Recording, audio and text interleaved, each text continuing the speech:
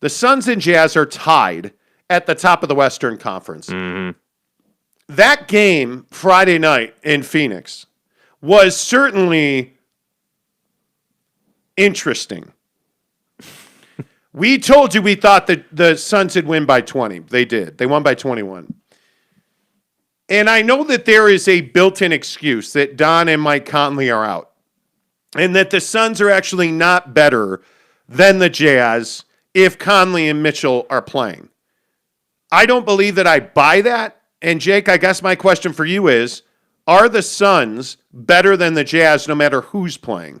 Yeah, I think that the Suns are a team that they're in position that they've earned the right to say that, hey, we're just as good as you, if not better. They won the matchup earlier this year when both teams were 100% healthy. They obviously won this past Friday night when the Jazz weren't 100% healthy. So I guess my question just simply would be, what right do the Jazz have to say that they're better than the Suns? I mean, you're tied on top of the West right now. You've lost the individual matchup, which was an excellent game. I don't think that would be. I don't think we need to go as far as to say the Jazz would lose like a 7-game series to the Suns. I think it'd be extremely close, and I think it comes down to who executes at a higher level. But I also can't find myself saying that the Suns are outright better than the Jazz. I think that they are a team that is literally as close to even with the Jazz as you could possibly be, because I think that the Suns, as a team, execute at a much higher level with what they're trying to do than the Jazz, execute. I think the Jazz oftentimes kind of get lost in the minutia of the game, where we did see it Saturday night.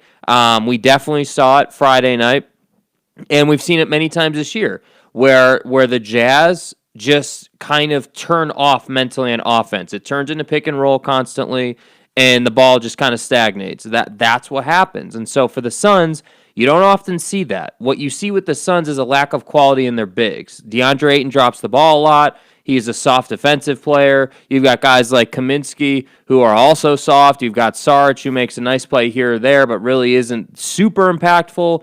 So to me, I guess, long story short, I feel like the Suns and the Jazz are about as even as two basketball teams could be. That's what the numbers have shown us. That's what the season rankings has shown us, and now they're tied on top of the West. Yeah, I don't know that it's that simple or that cut and dry. My opinion is the Suns are slightly better. I think we're seeing the real weakness of this Utah Jazz team is its depth. When we're talking about Trent Forrest being some unbelievable contributor and, oh my God, this is amazing that Trent Forrest is, giving you everything that he's giving you, and how are we going to survive without Trent Forrest? Like the Trent Forrest euphoria over the weekend, I don't even know how you explain that. I mean, seriously, I want to be excited about this Jazz team. Trent Forrest is not the straw that stirs the drink right now. Let's relax on that. He shoots something like 20% from three. He's a turnover machine right now. He has a nice play here and there. If Mike Conley's healthy, Trent Forrest doesn't play at all. So, to me, he's not quality depth. Right. And I know that the Jazz media are all over Trent Forrest. My God. Okay, cool. We get it. You need fans. The truth is, Trent Forrest should not be playing for this team. And the thing that really worries me about the Utah Jazz right now is that you're seeing overexposure starting to, dampen the quality of play from George Niang, who's no longer a minivan, he's a Yugo.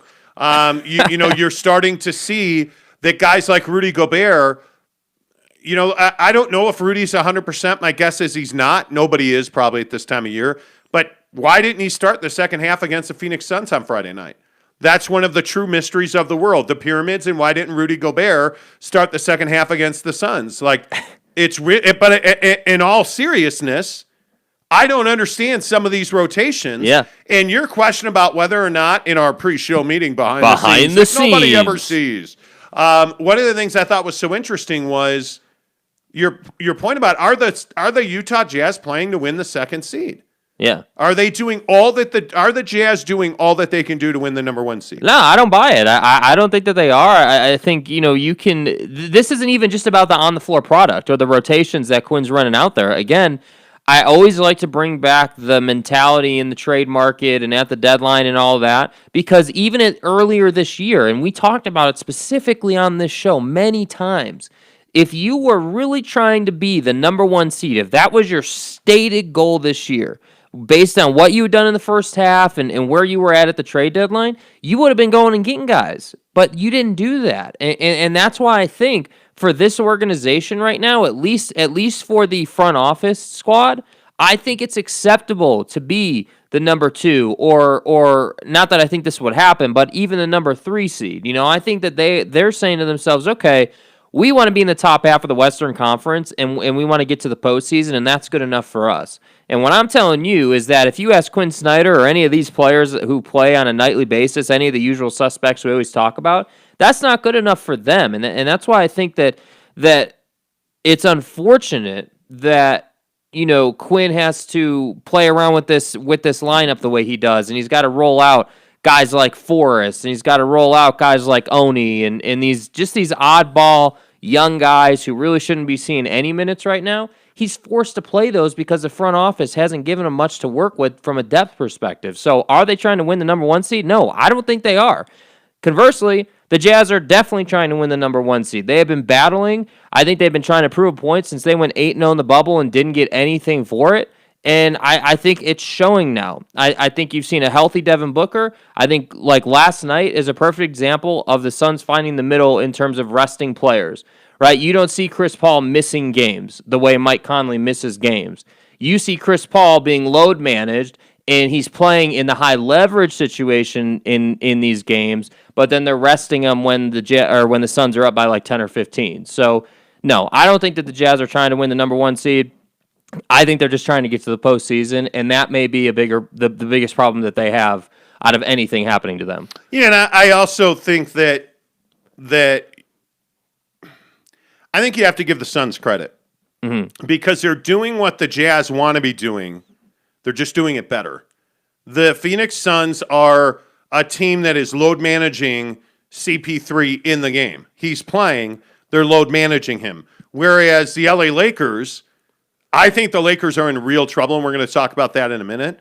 This LeBron ankle situation, his comments after the game, that tells you that there are cracks in the facade of the LA Lakers. I look at the Utah Jazz. I think they're trying to find ways to win games. I think one of the real takeaways from this weekend is that Bojan Bogdanovic wants to dunk on people. I mean, it's cool. I want to be a multi-billionaire. That's never going to happen. And Bogey's not dunking on anybody either, right? Mm-hmm. I mean, he's not. He tried. That ain't many times so well for Bogey Bogdanovic and stuff. He got rejected at the rim trying to dunk on somebody against Toronto. But I love that he's being aggressive to the basket. I love he's attacking the paint. I love he's playing with his back to the basket. What I don't love is he is flexing this wrist that he had surgery on. And the wrist is a real issue. And I think as this season's gone on, that wrist is bothering him more than anybody wants to talk about. Now, nobody asked him about it, but my guess is, when nobody's listening and he's just talking to himself and I don't know, whoever he talks to. My guess is that he is admittedly struggling with this wrist injury he had. And I think it's still a thing, and it's going to be a thing. Yeah. I think it's why he's not shooting well. Yet, when he goes to the basket, he's a player that contributes quite a bit. So I actually feel really good about what we saw out of Bojan Bogdanovic this weekend. Yeah, I thought against the Raptors he looked great, man. He made his shots. I mean, he basically, you said it while we were, so we go to this Raptors game, Raptors Jazz on Saturday night. We're sitting there watching this game, and it's in like the third quarter, and he's got like 26 coming out of the first half, and you were sitting there saying like he's been their offense tonight, like he's the answer. And I have to agree with that. I mean, you look up and down the box, and what do you see? Bojan's the only guy that's got even close to anything that you would talk about the next day. So yeah, I like the aggressiveness. I think that the wrist thing, it's really interesting. I feel like it's an issue where it doesn't hurt him all the time, but you can clearly see that it's like a nagging thing. It's not like he's in severe pain, I don't think. But I think it's enough of a problem where he thinks about it, he messes around with it while he's waiting for the ball to be brought up. Like, it's just a thing for him. So I don't know. I struggle with the idea or using the wrist as an excuse for his inconsistency as a player this year, because I am a big believer in the idea that if you are out there, you have to live up to the expectation. Like, if you're going to be out there and you're going to play with it, okay, well, either way, you got to produce. And so if you're hurt, then sit out. So I don't think that he's really hurt. I just think that it bothers him a lot, and it's a mental thing for him. Yeah, and I'm not using it as an excuse at all. Right. I think Bojan's finally found a level of comfort with his back to the basket. I think certainly driving, running the floor, I think he's found that level of comfort. Yeah. But there is a reason that he is hesitant to shoot threes. I gotta say, I'm also really impressed with and you were kind of talking about the back to the basket game. I was really impressed with some of the shots he made, rolling over his left shoulder in the middle of the paint. Those were highly contested shots, and they were pure. So I like that he's developing that game as well. Yes. And I guess if you're a Jazz fan, the point that I'd be trying to make here is that, yes, they're hurt right now. Are they going to win the 1 seed? I can't definitively say that right now. I think this team is kind of adrift right now, and they're just trying to survive. Either way, they're going to be a top seed in the West, and I think if you can have a really hot bogey going into the postseason, you should be in pretty good shape to make a deep run. Yeah, and I think he's pivotal because, again, I'm not trying to be a jerk about this, and I know I've taken a lot of heat on Twitter and in our YouTube comments over this, but you can't count on Mike Conley. Mm-hmm. And I think you need Bojan Bogdanovic to step up and be a number one. He has the talent. Maybe he doesn't. Maybe his ceiling is not a number one. They need him to be a number one. And I think when we talk so much on this show about Donovan Mitchell needing a running mate, this is what I'm talking about. Donovan Mitchell needs this Bojan Bogdanovic. My question is this who he is when Donovan Mitchell gets back? Which, by the way, he's going to be out another week. We found out Friday night. So Don's not close to returning. They need Bojan Bogdanovic to continue this style of play. They need Mike Conley to get back and be healthy. And my point is, if you are the Utah Jazz, you cannot continue to count on Mike Conley. You need Jordan Clarkson to give you more. I look at Clarkson's numbers against Phoenix, 29 minutes, 12 points, 3 of 15 from the floor. He's out of gas, it looks like. Yeah. I mean, that's all you can say. I look at, like they're trying to find ways to get Ersan Ilyasova involved, and he's just not giving it to him. I mean, he's making threes. Yeah. But, I mean, defensively, he's not been as good as I think they thought he was going to be, Jake.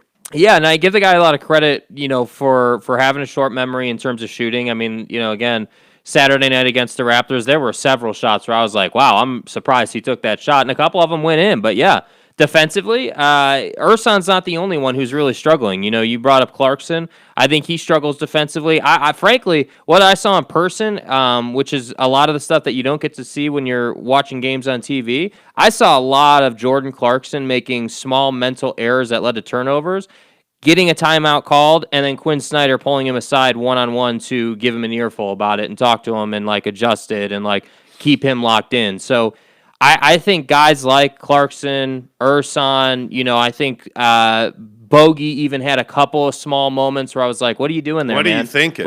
You're driving into 3 guys in the middle of the paint. I think this team has been through a lot this year. I think the injuries to Don and Conley are a much heavier weight to bear than what we see on TV. And I think sometimes that can wear you out mentally. Yeah. And I think this NBA season, man, while it's 10 less games, this might as well be a 100-game NBA season with how much of a grind it's been. But I don't even know that that's the bigger issue to me. I think the bigger issue, frankly, is that you don't have depth on this team. And you have these guys that you're trying to plug in, and you're trying to make like you have depth.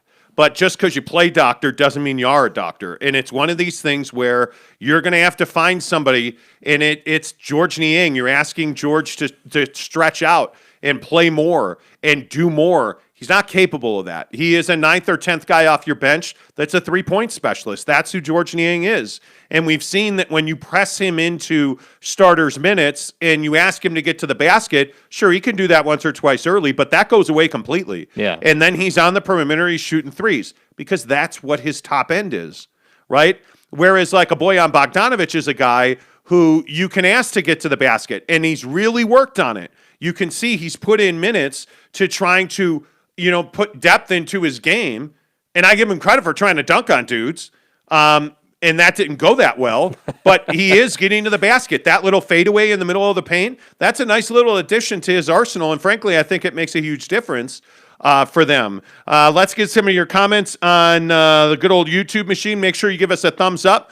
If you're a first timer here on the show, please subscribe to the show. When we get to 500 subscribers, we are going to give away this Xbox to somebody who subscribed, took a picture, tagged us on Twitter or Instagram, The Monty Show, or at SLC Supercars. Tag us on Instagram and Twitter with that picture, and we're going to put you into the drawing. We only need 17 more subscribers. It's crazy how fast we went from 350 to 500. Yeah. Like, we are pushing 500 quickly, so subscribe. Sean Mierzinski, good morning to you, man. Appreciate you being here. Morning, guys. Lakers are in serious trouble. My God, they are. 100% agree. LeBron, after the game last night, it did a couple of things. He admitted that his ankle is really sore. And you can see he's not able to jump. He is not able to shoot well. And they're really having to limit his minutes. And I will just say, why are you playing LeBron James at this point? So that's one thing. But then he also, I'm not going to say it's perplexing why he said it. LeBron came out and heavily criticized the NBA about the play-in tournament. Well, it doesn't matter at the end of the day if I'm not, 100% close to 100%. It don't matter, where we land, So, that's my mindset. And, if this happens to we end up at 6th or 5th or whatever the case may be, or if we end up in the playoff, whatever that thing is, whoever came up with that shit need to be fired. But whatever. Okay, so it was sliced bread before the season, but now that you're going to wind up in the play-in tournament, somebody needs to be fired for that. Whatever. Yeah, right? I mean, come on, bro. Come on. I actually love the play-in tournament. Mm-hmm. Everybody but LeBron loves the play-in tournament. Mm-hmm. So I thought that was interesting. But yeah, Sean, I think the Lakers are in real trouble. I think you're getting really good performances and real good grit out of guys. I mean, I think Kyle Kuzma is developing. We're starting to see that he is a knockdown three-point shooter when he gets it in rhythm, in the rhythm of the offense. When you ask him to play off the dribble, he doesn't shoot as well. But you're seeing Anthony Davis rounding in the form. I think you're seeing that Andre Drummond is exactly what they wanted him to be. It means that you don't have to play Montrezl Harrell 30 minutes a night. Like you're starting to see that this team can play, and then LeBron shows up and they're just garbage again. Mm-hmm. I would rest LeBron. I would not play him. I would not be playing LeBron right now. He looks terrible on that ankle. Yeah, what's so funny about this whole thing is that, the concern was, man, is Anthony Davis going to blow out his Achilles? Is this a major injury waiting to happen? Should we rest him the rest of the year? Should we just call it a year for AD? And it turns out that Anthony Davis is fine. I mean, legitimately, he looks good. It doesn't look like this Achilles thing is an issue. Like, everything's cool. And then you've got LeBron, who is really struggling. For LeBron, I think the struggle right now is that he's not 25 anymore, man. This is where the playing as an older player comes back to get you, because healing from injuries, especially high ankle sprains where you legitimately almost broke your leg, like that is a gnarly ass injury. And so I think if you're the Lakers, it's not worth, getting a crappy LeBron James to make the postseason this year when you just won the NBA Finals. Like, I know you're the Lakers, but don't be stupid with this. You've probably got 2 really good seasons with LeBron left. Like, you want to maximize those as much as possible. Do people know what a high ankle sprain is, by the way? I don't think so. It is where the 2 bones that make up your lower leg pull apart and almost break. Ugh. But they don't break, and that's why it's a sprain. It stretches out the ligaments. This is nothing to play Gnarly, with. dude. Ty says, not such a good morning after all, I guess. I guess Bogdanovic should just quit. Why not retire like Aaron Rodgers? Okay. Nobody. Okay. See, and this is what Jazz fans do. Okay. So what I said was Bojan Bogdanovic is never going to be a number 1. Right. right? That I didn't say he sucks. I didn't say he should retire. I said he's never going to be a number one. They need him to be. They need him to be. Actually, what they need him to be is a full-fledged number two who can score with Donovan Mitchell. But when Don gets back, Bojan's not going to do that because he's not going to have the volume of touches it takes for him to get to 30 points. Why is that the end of the world? And Aaron Rodgers is not retiring. We're going to talk about that in a minute. Ty also says, I don't know what it's going to take, Monty, for you to say something nice about Bojan Bogdanovic. What are you talking about right now? Dude, you didn't get enough sleep last night. That's what this was. You didn't get enough sleep last night. And I just gave the guy credit for developing a mid-range and postgame. I didn't sleep for the past 2 nights because of this. I was that upset. I don't know what more I can say about that. James Knight says Trent Forrest got minutes to allow Jingles to rest. And come on, Monty, give Bogey credit. He dug himself out of a hole and is playing well now. Bro, what is everybody tripping about right now this morning? Like, I don't understand. It's not like you said the guy was awful. Like let's be clear. On any team, on any postseason contender, any team that's got NBA Finals aspirations, Bojan Bogdanovic is not a number one option. He's not. Bogdanovic is a number two, or on a really, really good team, a number three. And when I say he'd be a number three on a really good team, think about it this way. Like, think about a team like the Lakers or like the Clippers or like even the Suns, right? Who have two horses leading their team, who are legitimate all-stars every single year. Don't give me the Mike Conley crap about how he was an all-star this year. He's not an all-star every year, so I don't count him. But you know what this is? This is the Rudy Gobert conversation. Yes, Because you're talking about the Suns, Devin Booker and Chris Paul, even though Devin Booker's an all-star. I don't think anybody doubts that. How he doesn't anyway. Point is, you have two superstars, in my opinion, in Devin Booker and Chris Paul, that are solid gold, no question about it. They could start on any team. Right. Ask yourself this question. Is Conley a starter on any team? No, he's not. Is Donovan? Yes, he is. Where does Rudy Gobert fit into this conversation? Because I don't think Rudy Gobert is a number one, no doubt about it, superstar on any other team but the Jazz, who build their defense around him, which is A, why I think they're struggling a little bit right now. But B, I don't think that Rudy Gobert is a foundational piece on any other team. I really don't. He's great. He's a good fit, but he's so limited offensively. I mean, so limited offensively that you're desperate to get him the ball, and guys won't give him the ball. They won't. Because they don't trust him. And that's why I say we can sit here and we can romanticize the $200 million contract. And, like I saw a bunch of people tweet at me when he put a shot into like the 8th row the other night. Okay, that's cool. He blocked a shot. Maybe try to keep that ball in play on a team that's struggling against the Toronto Raptors.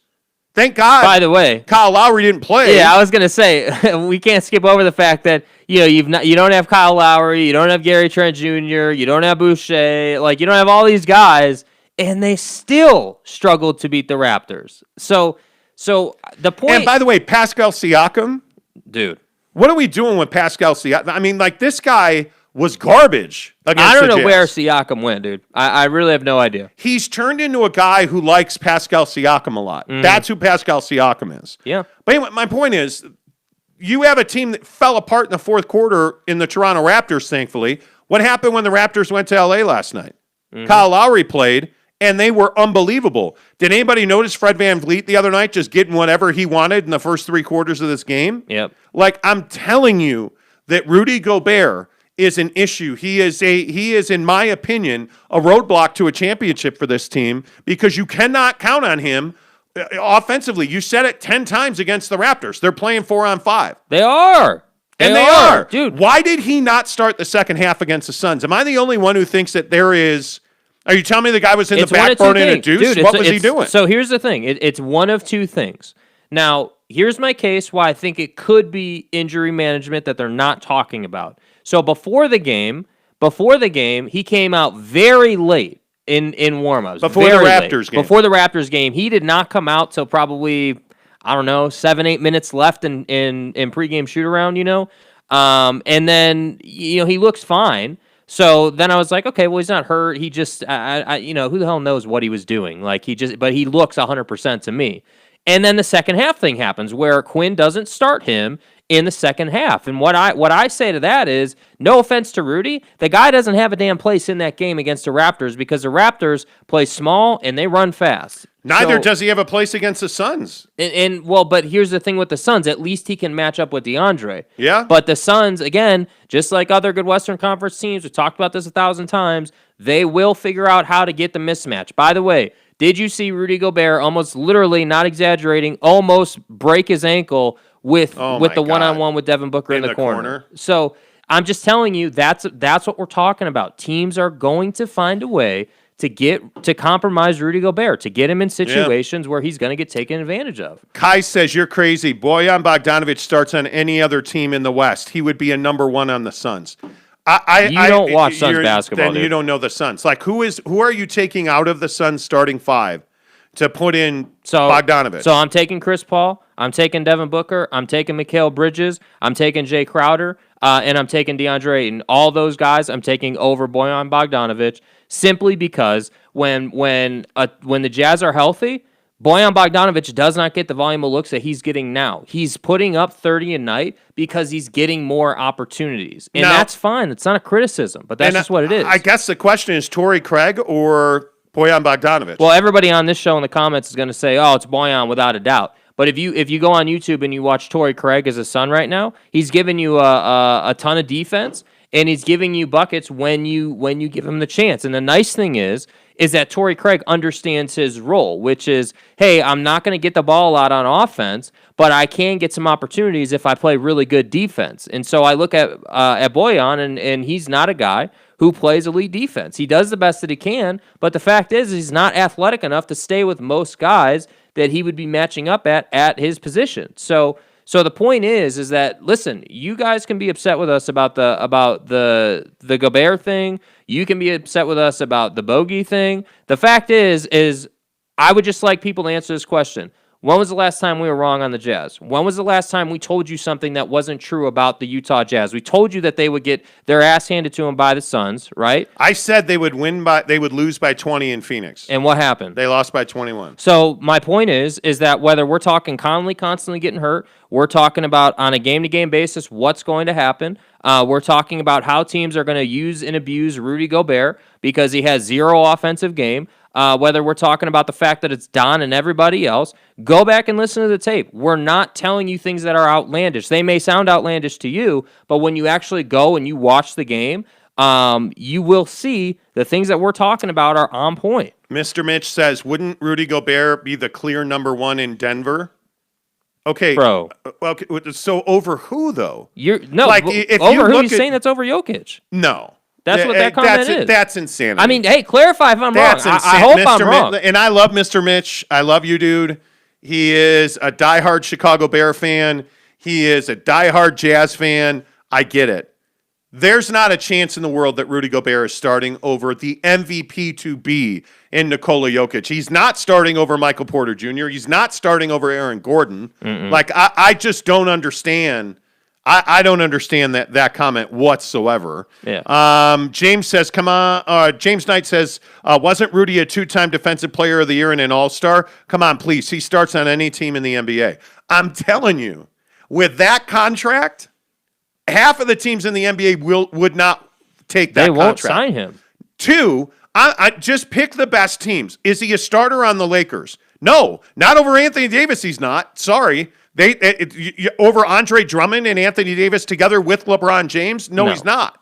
He starts on, I guess he would start on the Clippers. Yeah. I would put him on the Clippers and say he starts. But the question is with their offense, how do you work in Rudy to that offense? Here's the thing. Everybody wants to say, oh, well, he's a multi-time Defensive Player of the Year, and the Jazz broadcast is going to say soon to be 3-time Defensive Player of the Year. Cool. We get it. You can play defense. That's not the issue.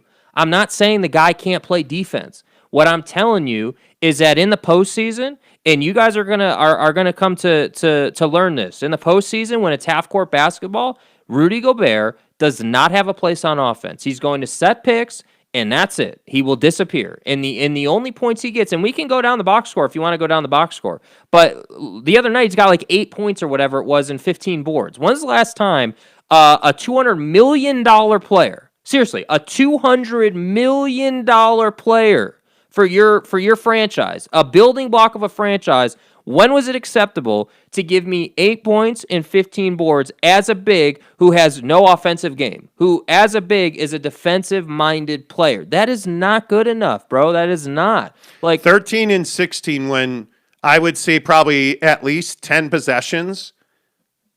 Offensively, 10 possessions, Fred VanVleet was guarding him in the post on switches. Like, I mean, Yeah. he gets no respect. I look at Giannis Antetokounmpo and DeAndre Jordan trying to guard him. So what did Giannis do? He started shooting mid-range jumpers and making them. That's what you need out of Rudy.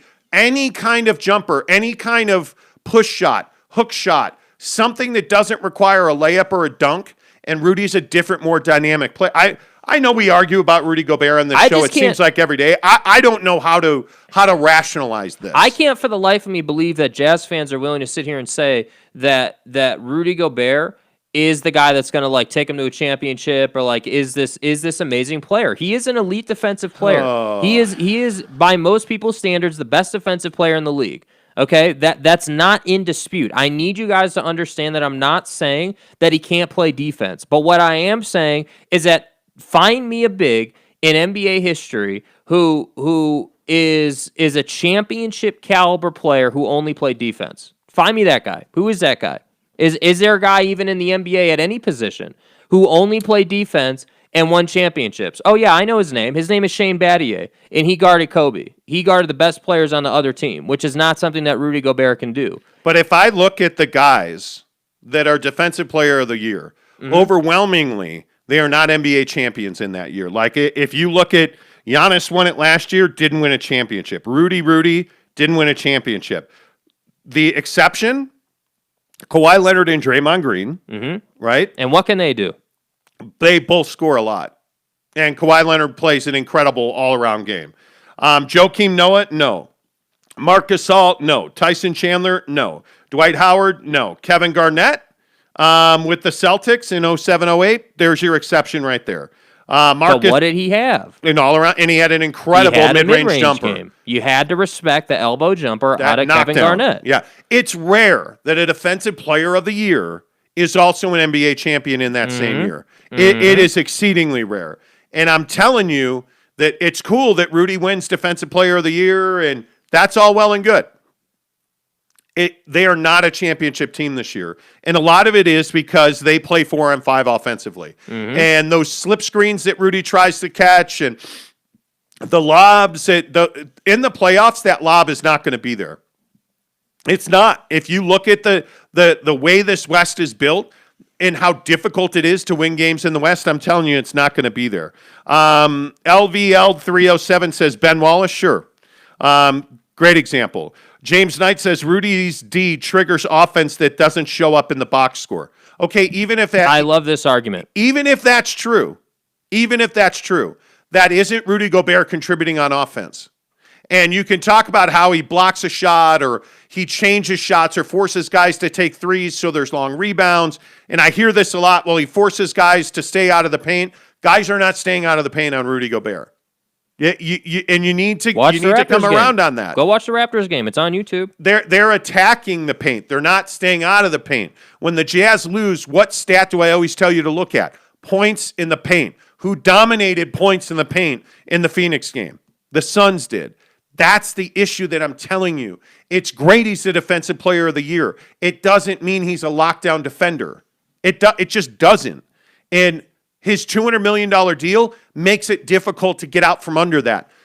You have to at some point keep it real. And I'm telling you, this team right now in the Utah Jazz is not built to win a championship. It's not. It's Donovan Mitchell and everybody else. When he gets back, you watch. Mark my words. It's Donovan Mitchell and everybody else. and you can't count on Mike Conley. There's a volume of Jazz comments here, so I'm just going to read them. Brandon Whiteside says, good thing they have AD, the Lakers, who is good for 7th or 8th seed. Without LeBron, they're nobodies. Totally agree with that. Yeah. He also says, what would happen if Book and Paul were out versus fully healthy Jazz? Come on, it's brain science. How do Here's the difference, though. They're not. They're healthy. They're playing the game. Mike Conley is hurt. There is no what ifs in the NBA, bro. There is no what ifs. Hey, what if, Mike? What if? Let me give you a what if. Let me give you a really good what if. What if the Jazz hadn't invested in Mike Conley, who rarely plays 70 games in an NBA what if the season? Jazz had drafted Devin Booker like they should have? Well, why does Devin Booker go off against the Jazz all the time? Why he takes it personally? Why is it that since Royce O'Neal talked a bunch of garbage to Book on the floor, that Book has made it a vendetta to go after Royce O'Neal and the Utah Jazz? Because Book took it personally when they didn't draft him, and they should have. Why are you investing in a guy in Mike Conley who doesn't stay healthy? Never stays. But if Mike wasn't hurt, you have Mike Conley, you have to believe he's going to miss 25 games a year. The numbers say he will. It's not just this year. Again, Man. I think here's a theme that I'm just noticing, in several of these conversations we're having this morning. Jazz fans, don't just read the tea leaves. Don't just see, he's going to be defensive player of the year. That means he's an elite player and you guys are wrong. Don't just do that. Go in, take your time, watch the film, watch what happens. You have to watch the details of the game to understand where we're coming from on this stuff. And whether it's Mike, whether it's Rudy, whether it's the fact that this team turns into Don and everybody else when Don is playing. And again, that's not even a criticism of Donovan Mitchell. I'm not going to blame the guy for putting up 40 a night. That's definitely not happening. But my point is that any of these topics we talk about on the Jazz, these don't just come out of us just sitting here saying, well, how are we going to piss off Jazz fans together? We woke up today. How are we going to piss Jazz fans off today? These are takes coming from a position of, hey, here's what we're seeing. This is why it's happening. And whether you like it or not, we're going to talk about it. Well, and I think the other thing you could do is don't even listen to us. Look at the facts. Look at history. Because the best indicator of future performance is past activity, right? So if you look at recent NBA champions, what was unique about the LA Lakers last year winning a championship? Well, beyond the fact they did it in the bubble, they actually had a big man that led them to a championship. How rare is that recently? The Lakers had one, yes. The Toronto Raptors, 7-touch bounce off the rim by Kawhi Leonard, right? That's Kawhi Leonard is what won them a championship. Wasn't it big? The Golden State Warriors, best shooting, front court and back court in the history of the NBA, right? All of their guys shoot threes, Iguodala hitting big shots, Clay and Steph, they're not built on a big man, right? They're not. So if you go to the Cleveland Cavaliers, LeBron James, not built on a big man. Golden State again. San Antonio, not built on bigs. They're built on Kawhi Leonard in a team game. And you go back to really be built on a big man, you got to go to Tim Duncan's years of winning championships with the Spurs, right? If I go to the Miami Heat, LeBron and Wade, what I'm trying to tell you is go back through history. Go find me the teams in the last 10 years that were built singularly around a big man like Rudy Gobert and show me the championship that was won in that formula. Because you can't. So some people are going to say, "Oh, well, the Miami Heat team had Chris Bosh. Ain't they built around Chris Bosh?"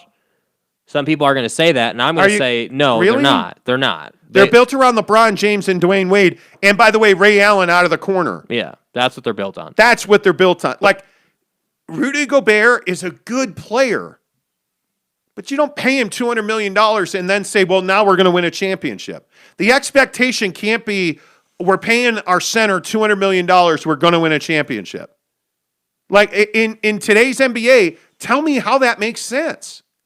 Tell me how that makes sense. It doesn't. It makes no sense. It doesn't unless you are Anthony Davis and you're able to hit threes and you have an elbow jumper and a corner jumper. And by the way, anybody remember him sending the Nuggets home on that wing three? Anybody remember that? The thing I struggle with is Jazz fans, you have to keep it real. That's what I would say. I look at where this team is right now. You're relying on Mike Conley to get healthy, because if Mike doesn't come back from this hamstring, you have 8 games left in the season. Mm-hmm. There's not a lot of time for you to fully recover from a hamstring. And there's a lot of time for you to fall in the standings. And these are vital games. Yeah.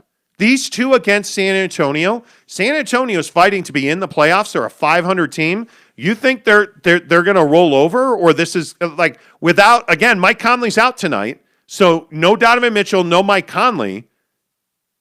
I mean, this is going to be a very difficult game to win. Yeah. It is. James Knight says, I think the Spurs could be tough with their mid-range capabilities. Yes, I think so. Dude. Marcus says, there's nothing wrong with keeping it real. I appreciate you guys, even as a Laker fan. Well, but that's all we do. And I'm a Laker fan. I grew up in Chicago watching Mike and the Bulls. I'm a Laker fan now. I have been since the 80s when it was Lakers and Celtics on CBS, right? The Lakers are not a championship team this year. Mm-hmm. The injuries have been too much. Too much. Without LeBron and Kuzma's not developed, I don't think the Lakers are a championship team. Steve Ling says, so the 76ers don't have a chance either. Okay, what part of this conversation are you struggling with? What do the 76ers have in a big man? Something just a bit short of Anthony Davis. If you're a Jazz fan, I would think you know that Joel Embiid can hit threes from the elbow with the game on the line, which is exactly what he did to beat you in Philly.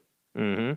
If you think Joel Embiid and Rudy Gobert are similar players, this is not even a conversation I'm willing to entertain, because they're not. They're not even close to similar players. No, I think it goes without saying that Joel is by far the better player. Yeah, and Embiid is, and Brandon Whiteside says Embiid is always injured.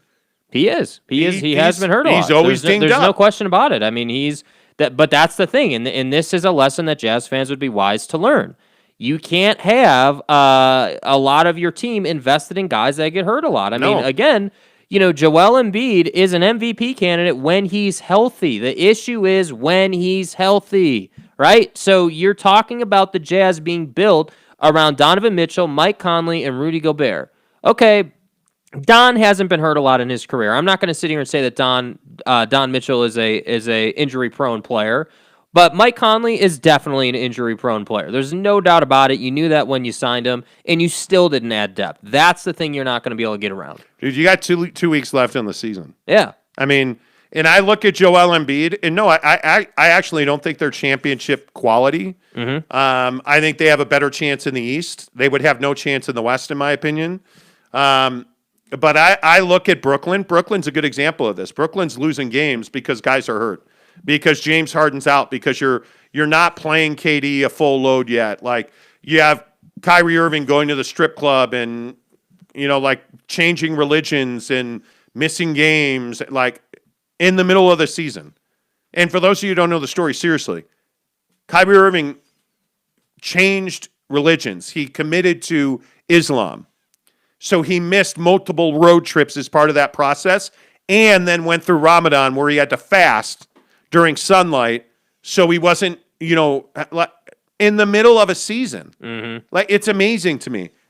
All of that to say, no, I actually don't buy that that the Philadelphia 76ers are championship quality right now. Yeah. But Joel Embiid is exponentially a better player than Rudy Gobert, if especially offensively. if the one-on-one matchup didn't show you that, I don't know what you were watching. Yeah, Uros Petrovic says, Rudy can't even dribble. His straightforward game is very easy for players like Jokic to game. It is, because all you have to do is pull him away from the basket. If you have an Embiid and Anthony Davis, an Andre Drummond even, guys that have a little bit of a mid-range, Rudy is much less effective, impactful defensively. Because, and again, I go back to the Clipper loss in LA where they switched him on to Patrick Beverley. I go to the Suns switch the other night with Booker in the corner, where Rudy almost fell down, going the wrong direction, trying to guard, of all people, Devin Booker. Mm-hmm. Why would you? I don't know how that's even. I understand how the play developed and how it happened, but my point is how is that ever a reality if you're the Jazz defense? That can't ever happen. And the other thing I'd point to too, for the Jazz fans that are dying on the hill of Rudy Gobert is this amazing player. What happened in that Clipper game at the end of the game when the Jazz needed a rebound? Kawhi Leonard out-rebounded Rudy Gobert, and they lost the game. Yeah, it's a problem. And this is DeAndre Ayton. Deal. Playing tip ball up in the air with Rudy Gobert because he's more athletic. Milady Shabajabubu on says the problem with being a fan is it means you're fanatical. Jazz fans seem to have blinders on this morning. Even I know this isn't Stockton and Malone. Who are we trying to kid? Oh, that's a hardcore take, dude. That is, dude. But I just think if you're a Jazz fan, I would just take a step back, and I would say, if you lose one or two of these games to San Antonio, I think it's going to be very difficult for you to win the 1 seed. I think you have to win these 2 games. Every game when you're tied and actually you're behind the Suns for first in the West based on head-to-head, if it ended today, the Suns would have home court advantage throughout. You would not. And I think that's every game's a must game, and these San Antonio games are huge. Yeah. Huge. These 2 games are really important. And the real question is, what's going to happen when you face Denver at the end of the week? Because that's coming. That to me. So, to me, if we're being realistic about this week, I think they're going to split the San Antonio back-to-back. And then I think when you get to Denver, ask me what the injury report looks like, because that's a game that they need to be healthy in. That Denver game is going to be critical because Denver's only, 3 out, I think, in the West. And that's why I'm saying, I know it sounds outlandish, but we're sitting here this morning talking about them not being the 1 seed. They could potentially be the 4 seed. I hope people understand that. Like that is still a possibility. If they were to lose, what'd you say? They have 8 left. Let's just say, not that I think it'll happen, but if you were to lose 7 of your last 8, the Suns win most of their games. Denver wins most of their games. Denver's the Clippers, red hot. There could be. It's a small chance. But there could be a reality where you fall to the 3rd or 4th seed. That could happen. So it's not like they're just on some cakewalk to finish the season. Do you realize the Denver Nuggets are 9-1 without Jamal Murray? Yeah. And a lot of it is Michael Porter Jr. Everybody said that, again, go back and listen to the show. I know I keep saying that, but go listen to the show. Everybody said, oh, well, the Nuggets are done. It's over. They're out to the pasture. No, they're not. They are not.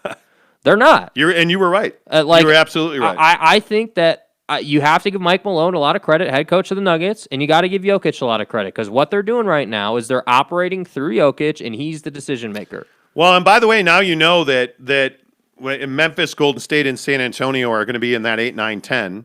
I mean, New Orleans is just done. They're out of it. It's too far back. Yeah, it's too far. I mean, this is a measuring stick. If you're the Jazz, don't you think that the Spurs are coming in here to prove a point? Oh, absolutely. I mean, every there's team's no giving doubt the about Jazz that. the best. There's no doubt. Yeah.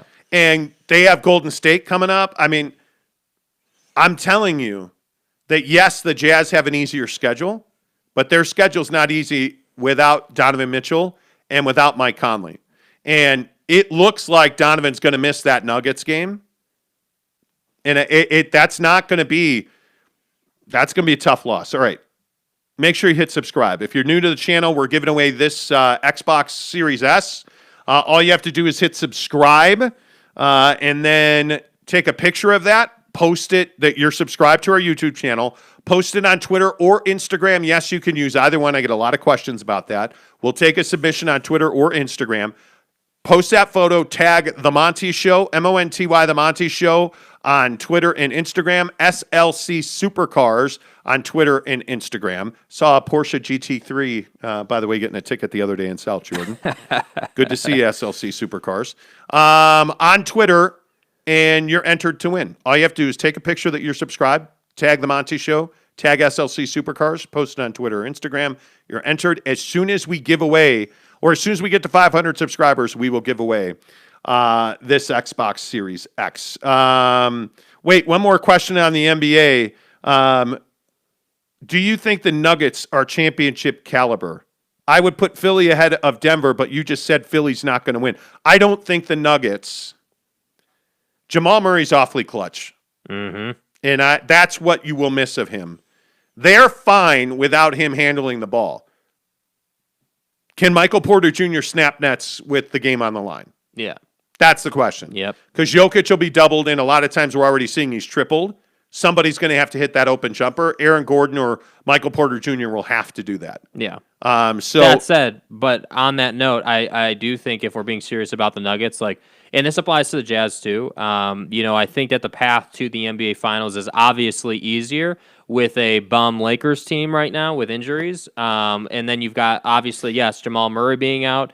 And the Clippers tend to lose themselves Yes. in the postseason. It's hard to describe what happens to them other than to say that they just tend to lose themselves. Yes. They tend not to show up. They tend not to win games that they should win. So, if we're being serious, I think the Suns, the Jazz, and the Nuggets are the biggest threats in the West right now in terms of the NBA Finals. Yeah, we'll see. Vladimir Svetic, you two have no idea. Jazz will win the championship because other teams have only 2 superstars, and the Jazz have 5 great players who are not superstars, but they know very well what they're doing. Oh man, I needed that laugh. That must have been a joke, right? That must have been like that must have been like Listen. Listen. Yeah. Linda, listen to me. I want to agree with that. I would love nothing more for the Jazz to win a championship. Would be very good for this show, very good for Jazz fans. The Jazz are not winning a championship this year. I don't know if I will, I guess, run nude and mow my private lawn on the public streets of Utah. I don't know what I'll do. In my eyes, he's the greatest to ever do it. If you do that, you're the greatest of all time, bro. I don't know what I'll do, but I know the Jazz are not winning a championship. Not with the way this team's built. It's not going to happen. Yeah.